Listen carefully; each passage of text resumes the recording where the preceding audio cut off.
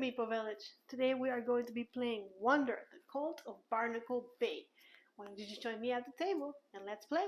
Alright guys, I got the game almost set up, but I want to go over what adventure we're playing and all of that, but just know that I have my map here according to the adventure that we're going to see in a minute. I got my events, my health. We're going to be playing with level 1 monsters because this is a level 1 scenario. I'm going to be playing with the 2 heroes today. We got Tank and we got Finn, and I'll show you them in a minute. This is our initiative track. We start with 4 morale, so I've marked it here. As heroes die, we start losing, or not die, get knocked down, I guess. We start losing morale, and if we ever go all the way down to 0, we lose the adventure, lose the encounter. I've got decks over here that we're shuffling in a minute, but before I do all that, what are we playing? What are we doing? What's our objective? Let's go check it out. Okay, so today we're doing the introductory scenario. Welcome to Barnacle Bay. Our objective is right up here, defeat all enemies and reach the end token. This is what we were going to need for the map, and this we read once the scenario is complete, so I won't spoil it yet. All of this we'll read in a minute. I mean, once we win, so not in a minute. It's going to take us a while. Hopefully not just a minute to beat the scenario. On the other side of this page is our encounter. Now, this game is divided in different encounters. Each adventure is going to have at least 2 encounters. The first scenario has 2, and this is the map that you see right out on the table. I love that it gives you the number of the tiles that you're going to need for easy reference and where the smaller tiles are going to be. The tiles that are light blue, or yeah, this color right here, whatever color you see on your screen, are the ones that are available to us right now. The tiles that are purple are not available. They're also grayed out in the map. Spawn, and spawn points. So that's where our monsters are going to come from. Here's our start token. Here's how we go down to the next encounter. In order to do that, we have to have all heroes in this tile right here, and there cannot be any monsters around. We'll have a treasure, which is usually denoted by a cardboard, but I am using a treasure chest that I bought separately, as well as these columns. They don't come with the game. These are mine.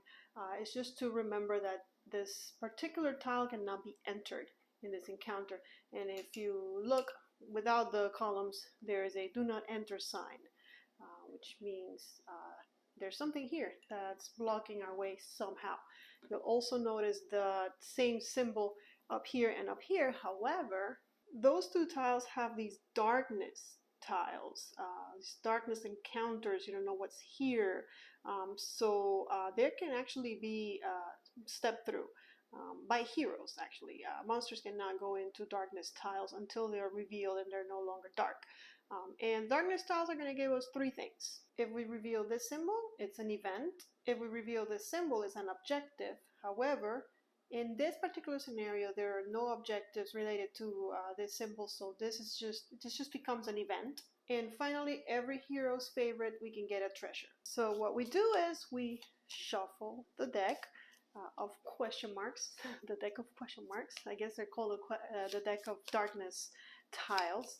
And according to the map, we're going to place 1 here, we're going to place 1 here, and we're going to place 1 here next to our heroes, because of course this is an introductory scenario, so they want us to get our feet wet right away and figure out what are these things, what do they do. Our heroes start right here where the start token is, and now we just gotta shuffle, do a lot of shuffling.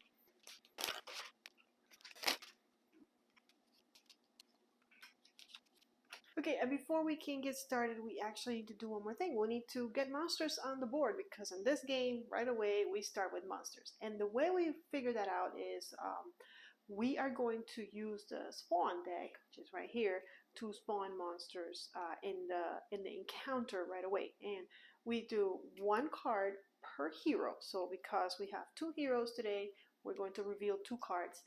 Plus, we get a card for each big tile that is in the encounter. So this is a big tile right here, you can see, and this is a little tile. So in this particular encounter, there's only 1 big tile. So that means we're going to reveal 3 spawn cards, which we shuffled, but and populate the board that way. So what do we get? And then we do it clockwise. So closest to the hero goes first, and then clockwise in the encounter in the map.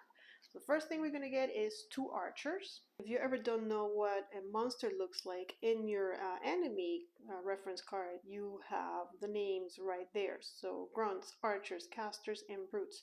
So the first thing we got was archers. So we see that there's these little bunnies, and we're going to go ahead and place them together. We don't separate the party. The 2 archers are going to go together in the first spawn.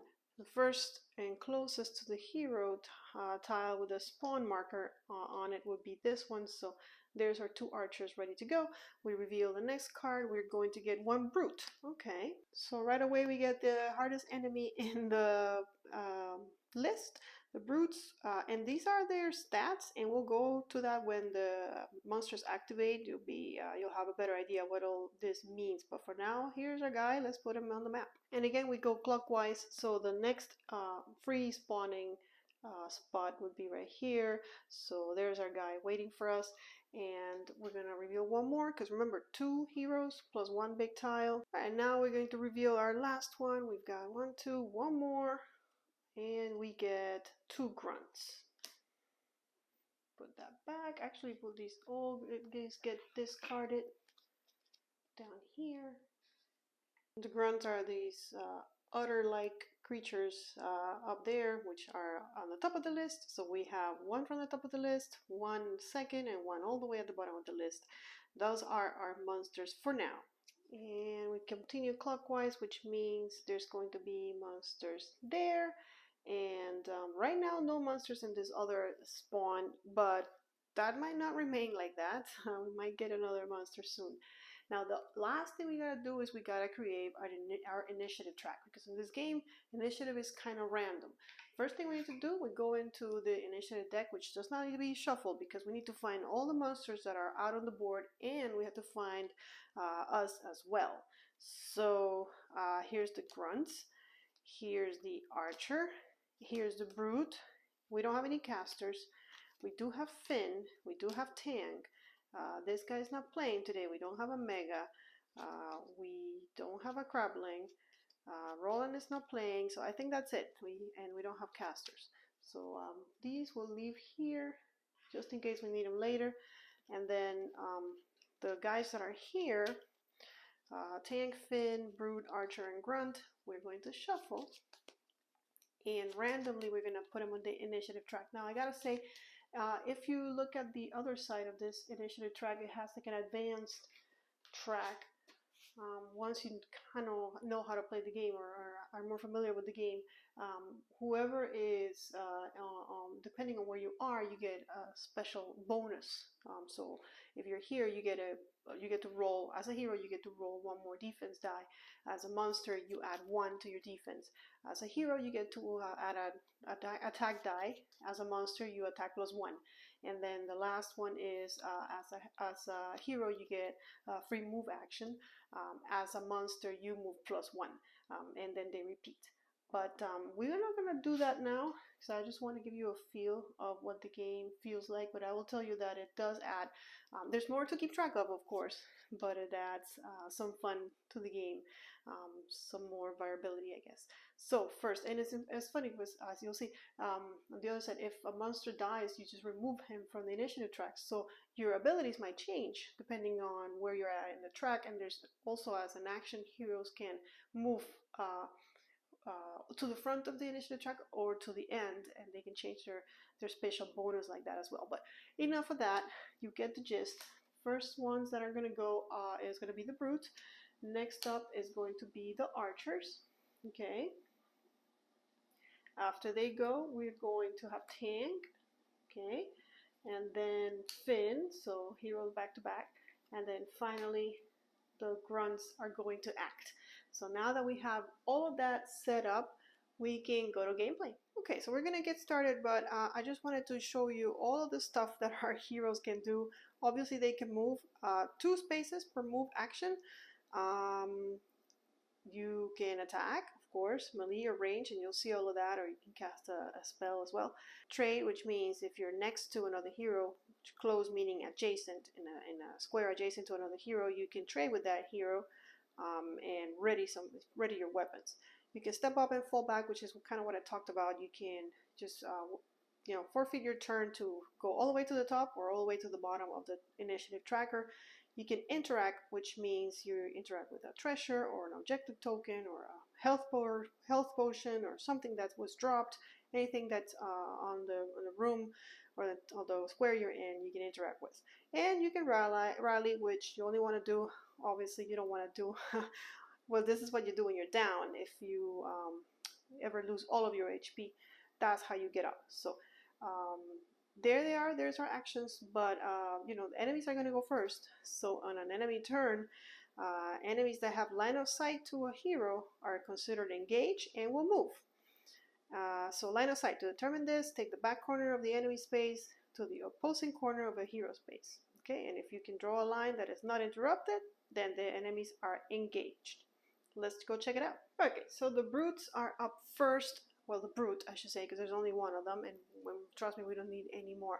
So again, he will trace line of sight from the furthest corner to this corner, straight line, not interrupted, but it is interrupted because monsters, this tile interrupts, plus, there's a hole right here.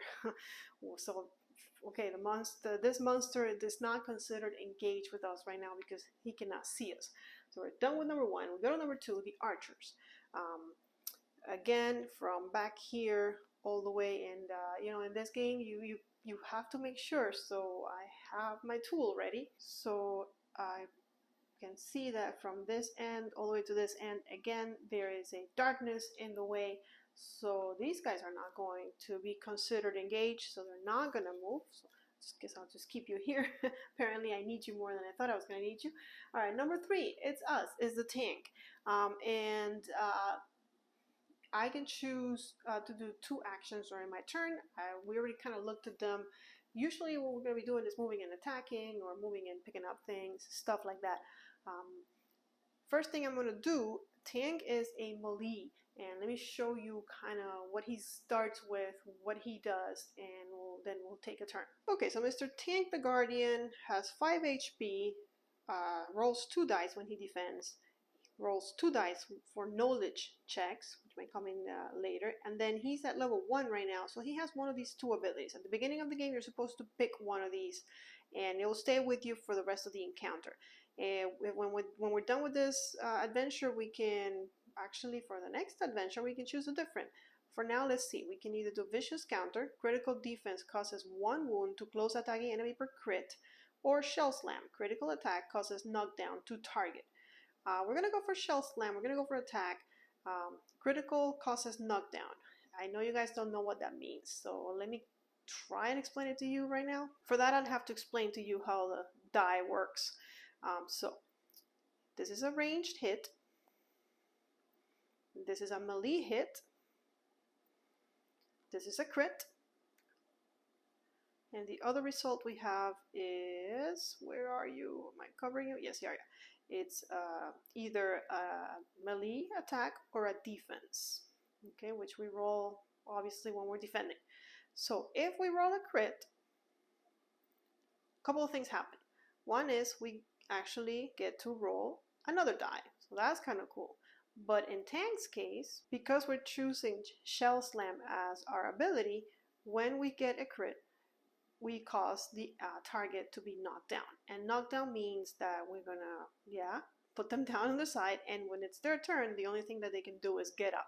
So that's the ability that I've chosen for him. Now, as far as all of these will unlock as we level up. Now, for items, Tank starts with a hammer, which is a melee weapon. It only takes 1 hand to carry it, and when he attacks with this, he's going to be rolling 3 dice. And it's a starter gear for Tank. And he has a shield, which also takes 1 hand, but it goes, it's an offhand, but he needs a hand to hold it. So right now he's got both hands occupied. There's his shield, which you can see actually him wearing it. And it's a starter gear for Tank, and it gives him +1 defense. So he's going to be rolling +1 defense die. So not only is he our tank with the most HP of all the heroes, which not by much, he has 5, Finn has 4, but he's better at defending because he rolls 1 extra die. So instead of rolling 2, which is his starter, he actually rolls 3 when he defends. But the thing is, he has to get right in the face of every monster. So with that in mind, then we just gotta go, right? So what the first thing that he's gonna do is that we're gonna use a move action. So you can move up to 2 squares when you use a move action. In this game, you cannot move or attack diagonally. So we gotta go either forward or to the side. So because of course there's no backward. So we're gonna actually go to the darkness tile. And when you move to a darkness tile as a hero, which you can, as a monster you cannot, you reveal it right away, and it also ends your movement. So remember, he had 2 movement points, not anymore. So he's going to go ahead and reveal, and we actually get our first event of the game. So we go to the event deck. The earth shakes beneath your feet. All heroes and enemies suffer knockdown. Okay, well, you're gonna see knockdown before. I thought you were gonna get to see knockdowns. Okay, so everybody gets knocked down. They might get up again. They will get up again. Singing in my head. I gotta say that while they're knocked down, all of them have -1 defense. So they will roll -1 die for heroes, and they just have -1 defense for enemies, which their defense is listed here on their card. In any case, let's take a look at Knockdown so that you know exactly what's going on. So here's Knockdown. When a hero or enemy suffers knockdown, place the hero model on its side. We did. The hero or enemy will have -1 defense until they stand back up. For heroes, this costs 1 action. For enemies, it costs their entire turn. Heroes do not have to dodge away from enemies who suffer knockdown. And that's the thing else that is kind of interesting in this game. Once an enemy is engaged with us, they can see us, and if we want to move away from them or even towards them, we gotta dodge them because they got their eyes on us, and you'll see that, I'm sure. But in the meantime, now that we're all knocked down, I gotta say, Tank moved. One of his action was to use a move action to move over here. It ends his movement, but it doesn't end his action. He still has 1 more action, and his second action, the only thing that it can be, he's going to get back up. So he's back up. Okay, we just read that for heroes, this costs 1 action. For monsters, it costs them their entire turn. So moving from tank, we go to Finn. He is next in the initiative track, and Finn, well, he needs to use 1 action to get up. So there he is. He's up now. And for his second action, he is going to move. But before I do that, I'm going to show you what he's all about. So here's Finn the Ranger. Like I mentioned, he has 4 HP, rolls 2 when he defends, rolls 3 for knowledge check, so a little smarter than tank. That makes sense. And then we also have to pick one of these. So focus shot, gain pierce with ranged weapons, or lucky strike. All readied ranged weapons gain cleave on crit. So I think because this is, yeah, it's great. They gain cleave, but only when they roll crit. This is gain pierce with ranged weapons, and guess what he has? A ranged weapon. So we're going to go for focused shot instead of lucky strike. So that's his skill. And here is his starting gear, which is, like I mentioned, a ranged weapon is a crossbow. Is 1 hand, so he's got a free hand right now, and it rolls 3 dice. And right now it has pierce because of the ability we just chose. And I also should mention that when you are playing with only 2 heroes, to kind of catch up mechanism, we all start with a healing potion on us. That does not happen when we play with more heroes and a higher player count. Also, I need to mention that in this game, line of sight, like you saw, is just an uninterrupted line, so it's infinite. I can be standing all the way in San Junipero, and I can see you as long as nothing interrupts, even if you're all the way in, I don't know, Hialeah. So in any case, we're going to use a move action and move 1 because I know we can move up to 2, remember, so I could get close to this enemy, but there's no need for Finn to do that because he is a range hero. So from all the way over here, he can attack, and I'm going to keep him there to prevent all these enemies from engaging with us, because for now, they can't see us. They're over there, and they're not engaged with us in any shape, way, or form, because we cannot trace that straight, uninterrupted line. And these guys, I know that they're also range if I look at the stats, but they're knocked down, and it's going to take a whole turn for them to get up. So I might be able to attack them before they attack me. That's my hope. That's my thinking. But with that, we go to the grunts, and the grunts, same predicament. They're knocked down. They have to spend their whole turn just to get up again. So that's their turn. So with that, we are done. So we go back up to the brute. Brute, same deal. It's going to take a turn because of that tremor that just knocked us all down. Then we move to the archers. Same thing. The archers have to get up. So up they go. Okay, they don't even know what's up. And then we go to tank. Now, tank cannot attack diagonally, like I mentioned. So one of his two actions is going to have to be a move action if I want to attack. But these guys can see me. So remember how I said that, you know, if we are ever going to move and we have enemies engaged, which means we have enemies that can see us, we need to dodge. And the way we dodge is we will suffer, we're suffering 1 damage. They're inflicting 1 damage on us, or they're trying to, and we have to defend for 1 damage. Doesn't matter how many enemies there are there, it's always 1 damage. So if you remember, tank rolls 2 for defense, plus because he has a shield, he rolls an extra. So he's rolling 3 to defend 1. Let's see if he can do it. And there it is. So he does defend for now and does not suffer, and he can continue in his move action. So he's just going to move here because he needs to be close, and close means adjacent, in a square adjacent. So now that he's there, his second action is going to be an attack action, and tank is rolling 3 to attack, and let's see how we do.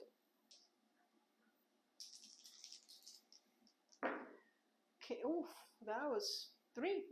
Okay, and if we look at our bunnies or our archers have a defense of 0, so all of those hits go through, and they have a health of 2. So with that, I have defeated one of the archers. Unfortunately, damage doesn't kind of jump to the other enemy, so it's not like because I rolled 3, I can hit 2 and then 1 to the other. Some other games do that, but not this game. But this guy is out of the game, and because I defeated an enemy, I gain, according to the chart here, I gain 1 XP for bunnies. I forgot to show you that, but 1 XP for archers. So tank has gained 1 XP, and he's done his 2 actions. He moved and then he attacks, so he's done. So we're gonna go to Finn. Finn has 2 actions. He doesn't need to move. He is range. He has a clear shot to this last archer. So I say let's clear. We have to defeat all the enemies. He's right in front of us. Let's go for it. So Finn rolls 3. And remember, he has spears. Now Finn, in order for him to hit, he needs the range symbol, not the axis. So he's doing 1 damage and 1 pierce. So since the bunnies have no defense, the pierce doesn't really matter. If we were attacking a grunt, that 1 pierce will mean that his defense failed. But the bunnies don't have any defense, so we're still just doing 1 damage, which is not enough to defeat the archer. So we're going to go ahead and mark that this guy has 1 damage. We put it underneath it. However you guys want to do it. I kind of like to keep it so that I can see it, so I don't forget. But that was only his first action, so for his second action, you know it, he's going to attack again and see if he can defeat this archer. And there it is. That's what he needs, because with his spears, all he needs is 1 more damage. The archer has, I like to call them bunnies. They are bunnies, right? The archer has 2 HP, so Finn has gained an experience point, and the archer's been defeated. And now Finn has taken both his actions. They were both attack actions, so we go to the grunts. And can the grunts see us? So they can't, because from here all the way here we go through walls. These are all, this red dotted lines means those are walls. So they cannot see us yet. So they're not engaged with us. So nothing is happening. The brutes. Oh, and by the way, we defeated the archers. So the archers, the initiative card of the archer is removed. Both of them are gone. If I can get it, there it is. goes back to the initiative, and everybody moves forward 1. Okay. So we go back to tank, because the brute is not engaged with, actually, yes, no, he cannot see us through the darkness tile, so we're okay. Not engaged. Tank is going to go, and well, it's going to happen eventually. We have to defeat this guy, so he's going to use his first action to take a move action and move 2 spaces, 1, 2, and with that, this gets revealed, and it's going to be another event. This time is Cursed Trinkets. You see a room full of mystic glowing trinkets, and then it says check knowledge. I'm not going to show you what the rest says. Let's check knowledge first. So tank, not very knowledgeable. He rolls 2 dice, and so in this game, tools are important for the world that we are living in. So successes are marked by axes. So or crits or axes will be a success. So let's see if we can roll. We need a crit. All right, so we've got an axe and we got a crit now. Anytime you roll a crit, you get to roll another die. So right now we have 2 successes, but we're not done. Let's stay over here. And actually we get another success, so another crit, so that means we get to roll yet again.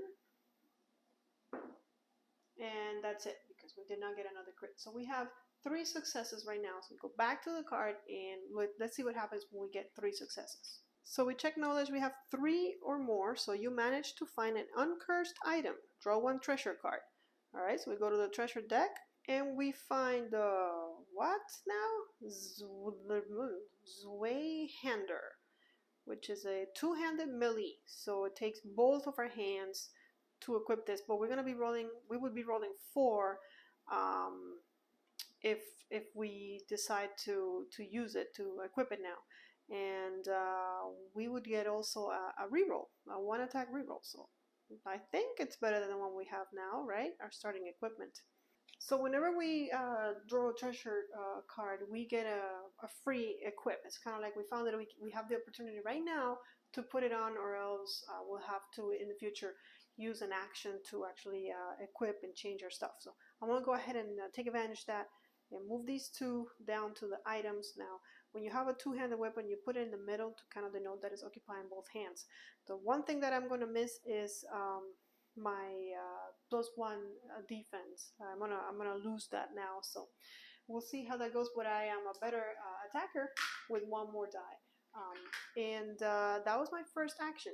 For my second action, I'm gonna put my new sword to use, because that brute is coming, and he's a tank, a bigger tank than I am. He's got a lot of defense, but we're gonna roll 4 dice and see how much damage we can do. And now all enemies are engaged, because they both can see us. Well, they're both 3 of them. There's 3 of them, but there's 2 kinds. So the 2 kinds of monsters can see us. So it's going to begin interesting. Okay, so so far I have 2 that do nothing, and then I have 2 hits, 2 successes, and a crit, which means that we get to roll 1 more, which is not a hit. But because of the ability that I chose, my shell slam, when I roll a crit, the target gets knocked down. So I'm going to knock him down before I forget, because that's very important, because that means he won't get to act, which is going to be great. I can use a break from him. And then 2, do we hit him at all? Unfortunately, we don't. He has 2 defense that we need to break through before we can even start to inflict damage on his 5 HP. So we didn't hit him, but at least we knocked him down. And with that, we've used all of my actions. I moved, I attacked, I had an event, I got a treasure out of it, so good stuff, good turn. Now we go to Finn, who better come and help me, because they're coming. So first thing he's going to do is he's going to move 1, 2, also someone needs to go grab that treasure chest, because we need cool stuff. And for his second action, he cannot go to the treasure chest right now because of the wall. He would have to go around. So I think from here, since Finn does not block line of sight for him, Tank does not block line of sight, he's going to go ahead and attack the brute. There's also something that I should mention in this game. there's a limit to how many people or monsters can be in the same square. And the way it's explained is kind of confusing, but it's not hard. It's just four, pretty much. Four things can be in the square up to. But the problem is some things are bigger than others. For example, the brute counts as two things instead of just one. He takes the space of two. So two brutes can be in the same square, or a brute and two of these guys, or a brute and two heroes. But three brutes cannot be in the same tile, and that's kind of how you see it. So you just kind of have to remember how much is one. Like a mega brute, I believe, is 4. So one mega brute can only is enough for a square. And then the big monsters kind of push the other monsters. So if a mega brute, let's say that a mega brute wanted to move here, he'd push these guys to a closed space, so to an adjacent space. I don't know if we'll get to see all of that here, but I figured it was nice that I will mention it for people that are looking to play this game on their own, to know that. But in any case, Finn's gonna go ahead and attack the knocked down monster, which, remember, loses 1 defense because he's knocked down. So great moment to attack. Go Finn.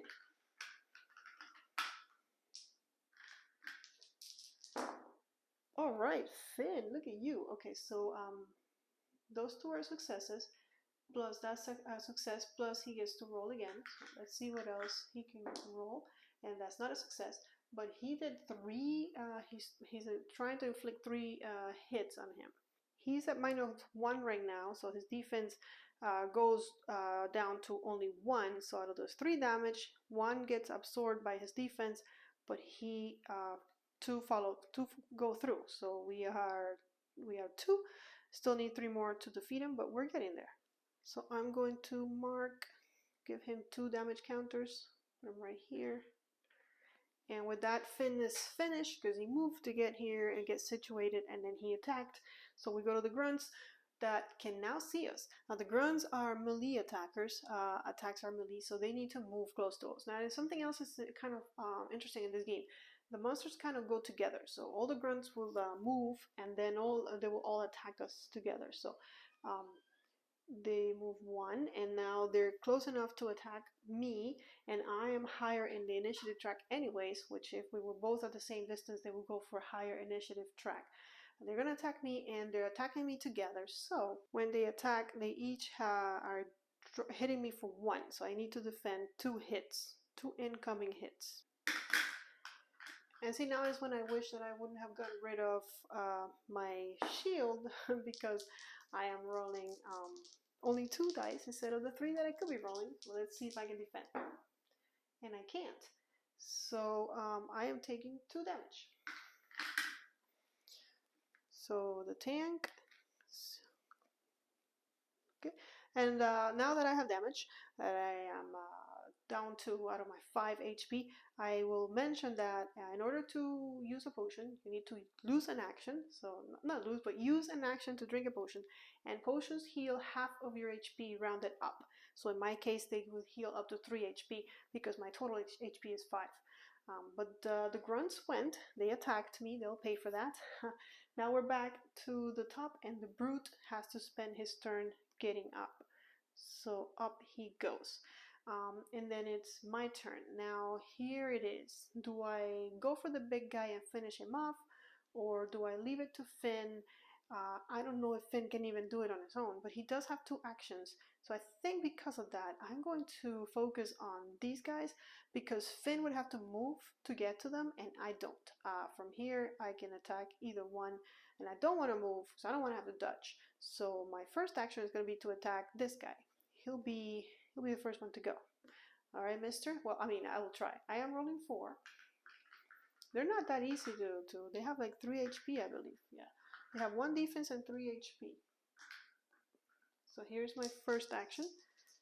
Okay, so I have 2 hits. I have a crit. Before I forget, the crit will knock him down even if he's not defeated. I also get 1 reroll because of my new weapon, so I will leave that as, fail. But, oh, okay, well, there's my reroll. And now I get to roll 2 more because I have 2 crits.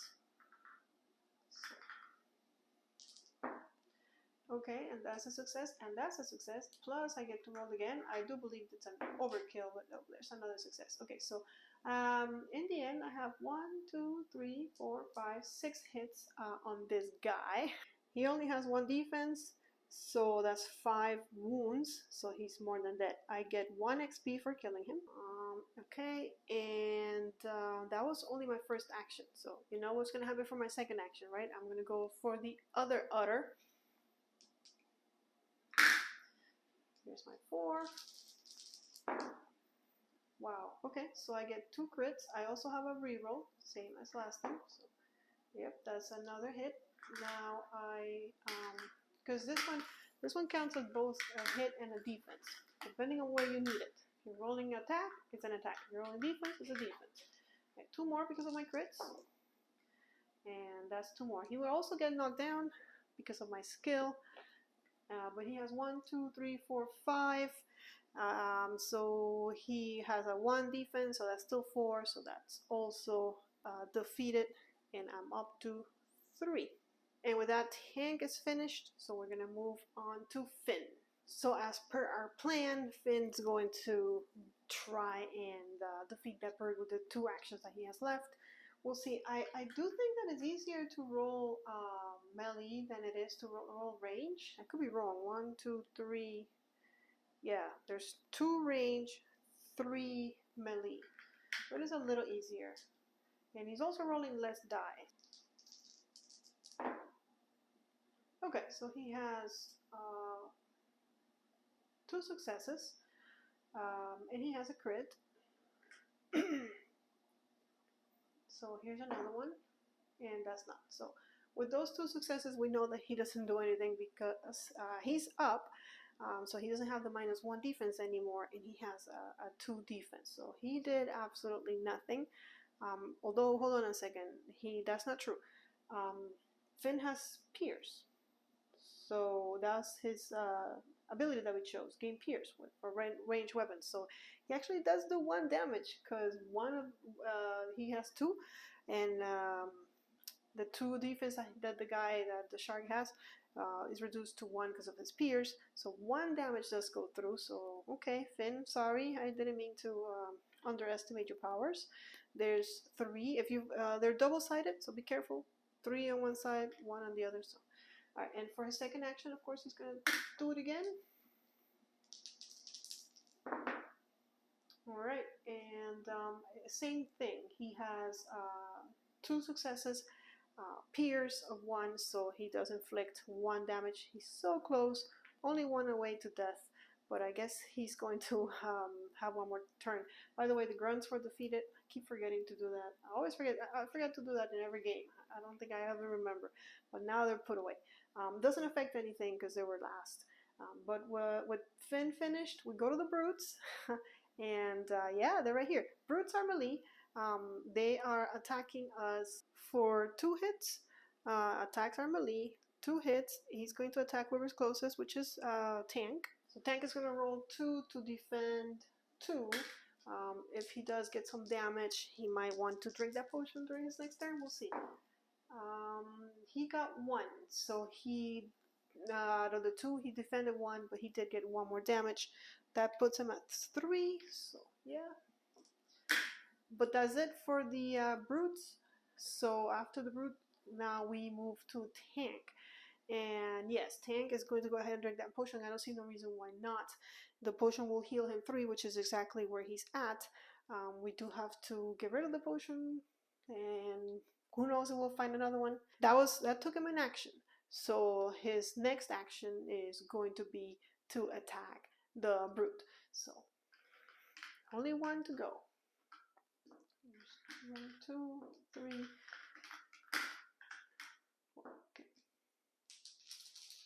4. Okay, and he doesn't do it. He has 2. He does have 1 reroll, so let's see if he can make it. Nope, same result. So 2 doesn't get through because he does not have Pierce. So that's it. That's his turn. So Finn's gonna have to deal with this guy. Let's see if he can. Finn's rolling 3. Okay, there's 1 crit. Let's see. Another crit. All right, so we roll another one. And that's it. So again, 2 hits, but Finn does have that pierce. So with that pierce, he actually gets the kill because the 1 damage is all he needs. He is at 4, takes 5 to defeat, so he's gone now. When you defeat a brute, it actually gives you 2 XP instead of just 1. So Finn is up to 3, almost about to level up, and a whole lot of things happen, some good, some bad, when you level up. Not too many things happen that are good, actually. Well, actually, you level up, so that's, I guess, like a good thing. You do unlock your level 2 power, which for both of these characters is they're going to have another action. So instead of 2 actions each turn, they'll be having 3 actions each turn, which is great. The downside to leveling up is that we spawn monsters. So all the hard work that we've done to clear the monsters, once we level up, we're going to be spawning monsters. Now also there's like a XP surge, I don't remember what the name is, but if Finn levels up and crosses over to level 2, every other hero also gains a little bit of XP because of him crossing over. So like I said, a couple things happen. I'm thinking it's going to happen in the next encounter, because right now we don't have any more monsters unless we go and mess with that, which we might. It is our turn. The brute has been defeated.